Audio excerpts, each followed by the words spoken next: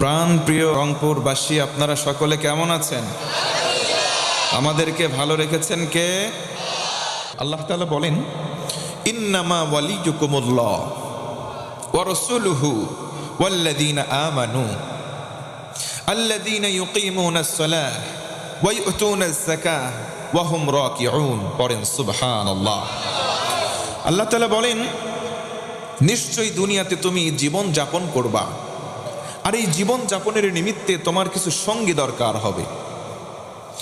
আল্লাহ তাআলা বলেন, এই সঙ্গী নিরূপণ করবা তুমি তোমার মন মস্তিষ্ক প্রসূত কোনো সিদ্ধান্ত দিয়ে নয়। আমি আল্লাহ তাআলা ফর্মুলা বলে দিলাম, ক্যাটাগরি বলে দিলাম। জোরে বলুন আল্লাহু আকবার। আমার বন্ধুগণ, মনোযোগ বাড়ায় দেন। তুমি দুনিয়াতে চলবা, কে তোমার বন্ধু হবে তুমি নিরূপণ করবা না। আমি আল্লাহ বলে দিলাম তোমার বন্ধু হবে কারা? কোন সুবহানাল্লাহ। এক নম্বর, দুনিয়াতে তুমি মুমিন হয়েছ, ও মুমিন বান্দা, তুমি বন্ধু হিসেবে কাউরে নয়, সর্বপ্রথম বন্ধু বানাও আল্লাহরে। আজকের দিনে আমরা যারা সমাজস্থ মানুষ আছি, কারো বন্ধু ঘুষখোর, কারো বন্ধু সুদখোর, কারো বন্ধু বাবাখোর ডালখোর, আছে না নাই? কিন্তু আমার আল্লাহ বলেন, ও গোলাম, কারে তুমি বন্ধু বানালে? দুনিয়ার মধ্যে তোমার বন্ধু যে কেউ হতে পারে না।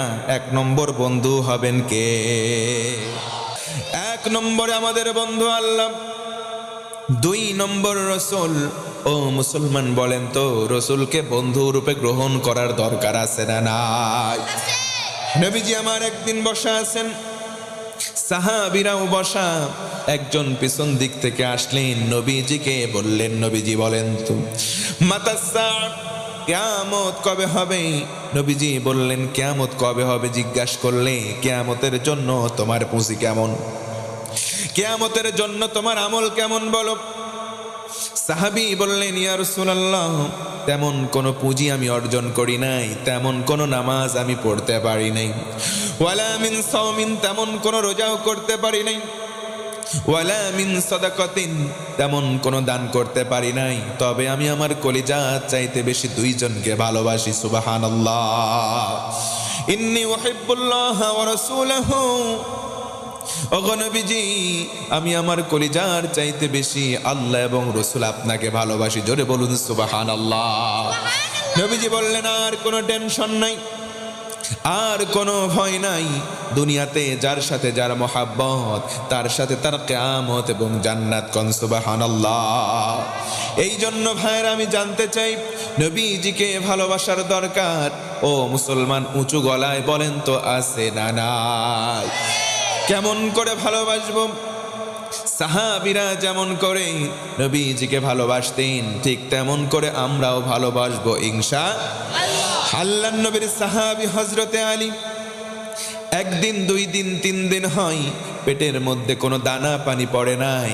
নবীজিকে সন্ধান করতে করতে বাড়িতে চলে গেলেন, নবীজিকে কোথাও পেলেন না। ঘরের দরজায় কড়া নাড়লেন, সালাম দিয়ে বললেন, আসসালামু আলাইকা ইয়া রাসূলুল্লাহ। ওগো নবী, ঘরের মধ্যে আছেন নাকি? আমি আলী আপনার সঙ্গে দেখা করতে চাই। ভেতর থেকে কোনো আওয়াজ পেলেন না। তিনবার সালাম দিলেন। অন্তিম লগ্নে মনটা ভার করলেন, চলে আসবেন। ঠিক অন্তিম লগ্নে আওয়াজ এলো, ঘরের মধ্য থেকে আওয়াজ এলো, ও বাবা আলী, তুমি কেন এসেছো? তোমার শ্বশুর নবীজি তো ঘরের মধ্যে নাই। কেন এসেছো? কারণ বলো। খাদিজাতুল কুবরা তাহেরা, তিনি বললেন, বাবা আলী, তোমার শ্বশুর নবীজি তো ঘরের মধ্যে নাই, তুমি কেন এসেছো? কারণটা আমার কাছে ব্যক্ত করো। ডেকে বললেন, শাশুড়ি আম্মা জান, আমি আলী 3 দিন হয়, একদিন, 2 দিন, 3 দিন আমার পেটের মধ্যে কোনো দানা পানি পড়ে নাই। আমি আলী না খাওয়া, সেই জন্য নবীজির সাক্ষাৎ চাই। হযরতে আম্মা জান বললেন, ও বাবা আলী, তাড়াতাড়ি ফিরে যাও। তুমি যেই ক্ষুধার্ত অবস্থায় নবীর কাছে আসছো, তোমার শ্বশুর নবীজি আজকে কমপক্ষে 7 দিন না খাওয়া। আল্লাহু আকবার।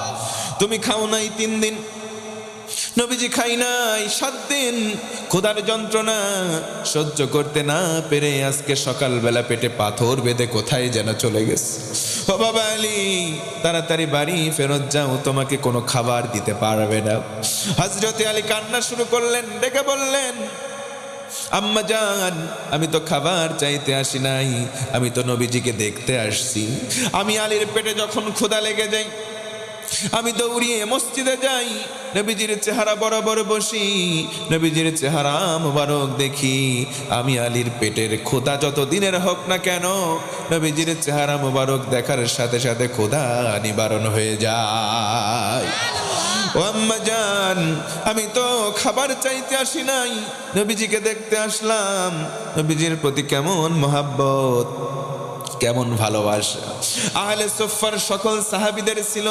নবীজির চেহারা দেখতেন আর তাদের ক্ষুধা রাখা অবস্থায় 3 দিন 5 দিনের ক্ষুধা নিবারণ হয়ে যেত। আল্লাহু আকবার। আমরা সবাই নবীজিকে ভালোবাসবো কি বাসবো না? নবীজি বলেন, মান আহাব্বা সুন্নতি ফাকাদ আহাব্বানি ওয়া মান আহাব্বানি কানা মাই ফিল জান্নাহ।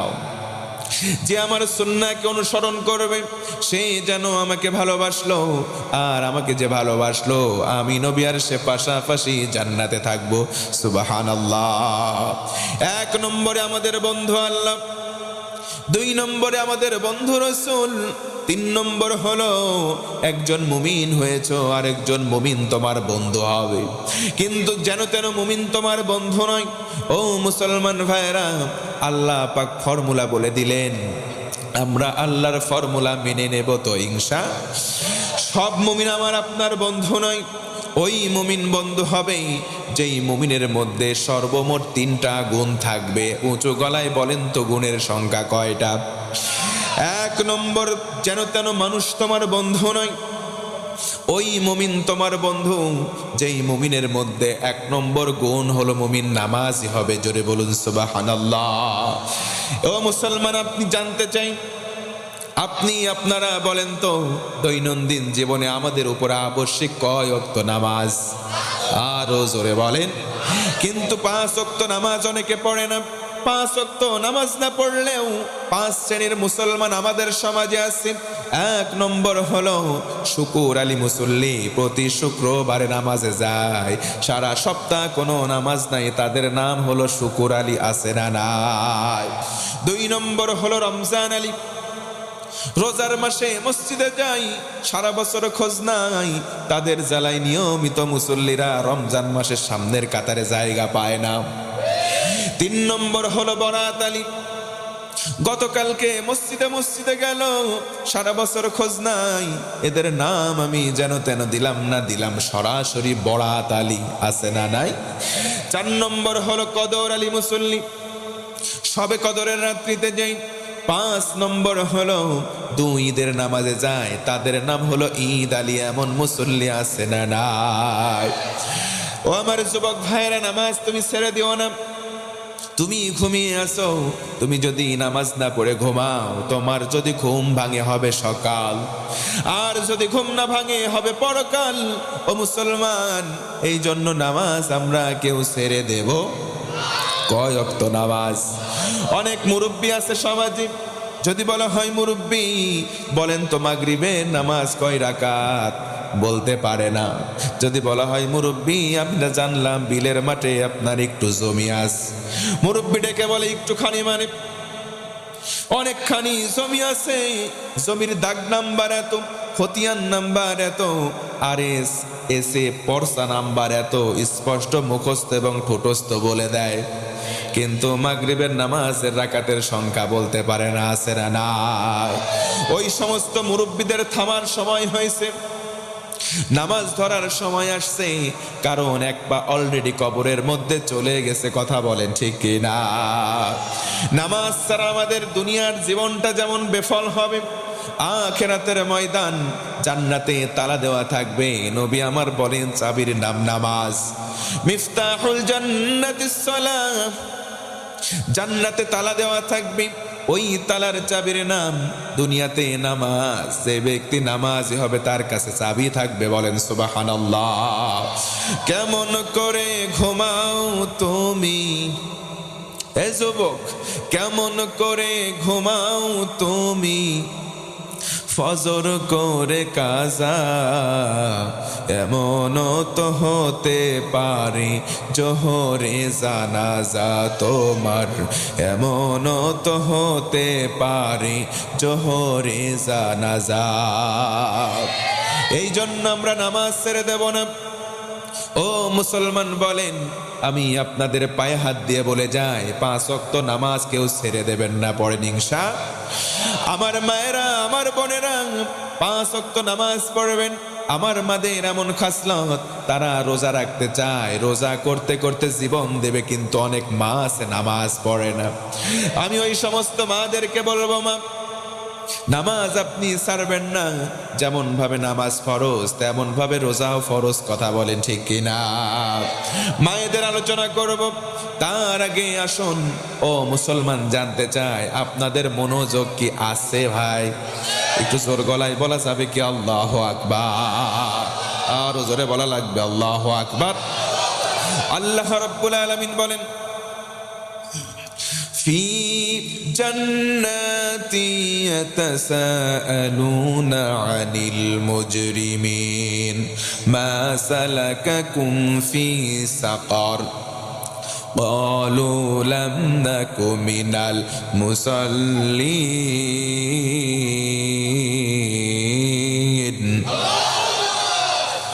আল্লাহ রাব্বুল আলামিন বলেন, ও গোলাম, জান্নাতি মানুষগুলো জান্নাতে চলে গেল, জাহান্নামী জাহান্নামে। ও ভাইরা বলেন তো, জান্নাতি জাহান্নামী 2 দল কি সমান হতে পারে? আমার আল্লাহ বলেন, ও গোলাম, লা ইয়াস্তাওয়ি আসহাবুন নারি ওয়া আসহাবুল জান্নাহ, আসহাবুল জান্নাতি হুমুল ফাইজুন। আমার আল্লাহ ডেকে ডেকে বলেন, ও গোলাম, জান্নাতি আর জাহান্নামী 2 দল সমান নয়। জান্নাতি হবে যারা চূড়ান্ত সফল হবে, তারা পড়েন সুবহানাল্লাহ। জান্নাতীরা জান্নাতি, জাহান্নামীরা জাহান্নামে।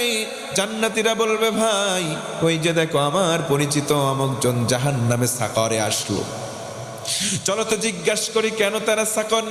ও ভাই বলো, কেন তুমি জাহান্নামে আসলা?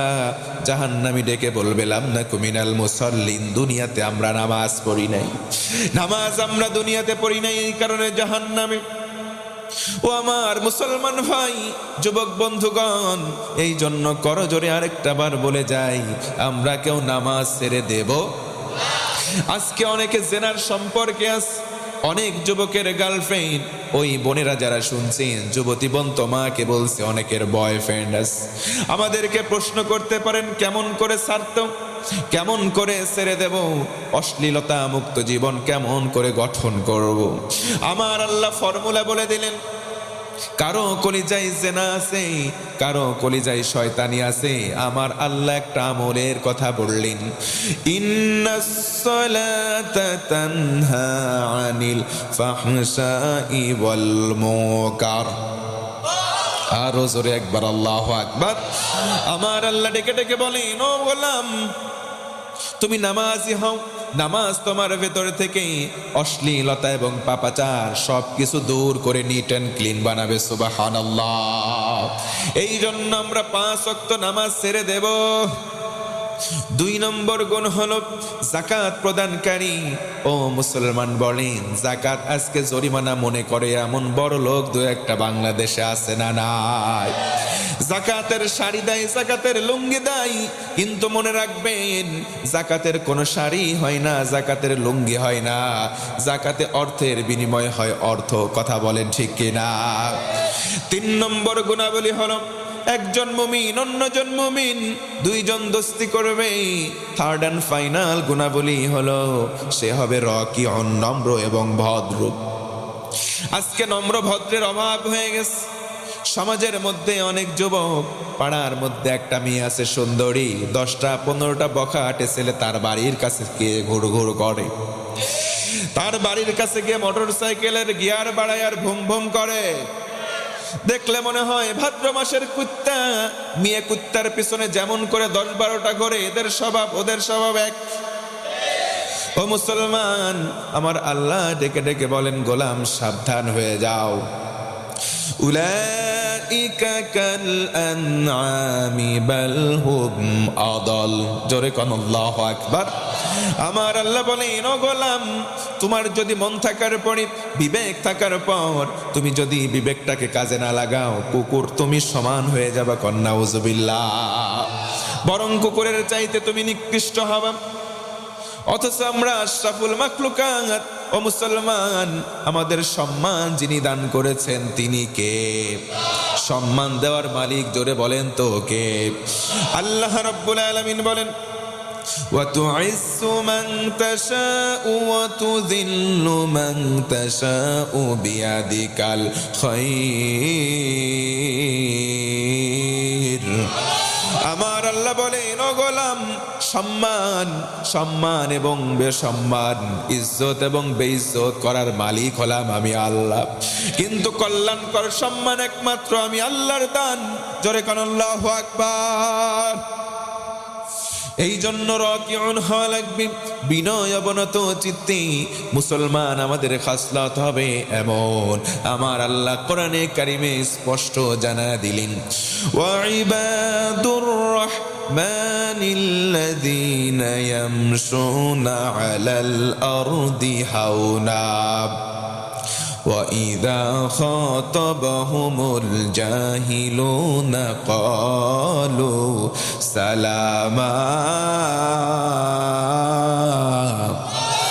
আমার আল্লাহ বলেন, ও গোলাম, আমি আল্লাহ রহমান, এই নামের উসিলায় দয়া করব তখন তোমার মধ্যে গুণ দেখব। তুমি যখন ভদ্র হবা ঠিক তখন। সুবহানাল্লাহ। আজকে মোটরসাইকেলের গিয়ার পাইছো, ভুম ভুম বাড়াইলাম, তুমি ভদ্র নও, তুমি অভদ্র।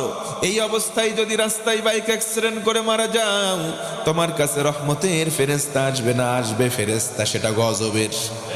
দেখবেন অনেকের হাত থাকে না, অনেকের মাথা উল্টা যায়। বুম বুম করে যাওয়ার কারণে মানুষ দেখার পরে বলে, বেটা পড়ে না মরে না, বদদোয়াও করে। এইগুলা মনে রাখবেন। আমার আল্লাহ বলেন, অভদ্র হয় না। যদি তুমি অভদ্র হও, ও মুমিন ভাইরা, মুসলমান ভাইরা, আমাদেরকে আল্লাহ নির্দেশনা দিলেন যে ভদ্র হবে তারে দোস্তি করো, তার সঙ্গে বন্ধু বানাও। কিন্তু যে ভদ্র নয় তার সঙ্গে কি বন্ধুত্ব করা যাবে? জোরে বলেন, যাবে? এক নম্বরে বন্ধু আমাদের আল্লাহ, 2 নম্বরে আমাদের বন্ধু কেউ নয়, 2 নম্বরে রাসূল, আর 3 নম্বর একজন মুমিন হয়েছে, আর একজন মুমিন আমাদের বন্ধু।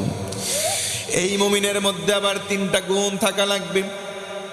1 নম্বর গুণ, ওই মুমিন ভদ্র হবে। ভদ্রের 1 নম্বর ক্যাটাগরি, মুমিন হবে অবশ্যই 2 নম্বরে যাকাত প্রদানকারী, আর 3 নম্বরে হবে নম্র এবং ভদ্র। এই 3টা গুণ দেখব, আমরা দোস্তি বানাবো। মুসলমান দিল প্রাণ উজাড় করে বলেন ইনশাআল্লাহ, ইনশাআল্লাহ, ইনশাআল্লাহ।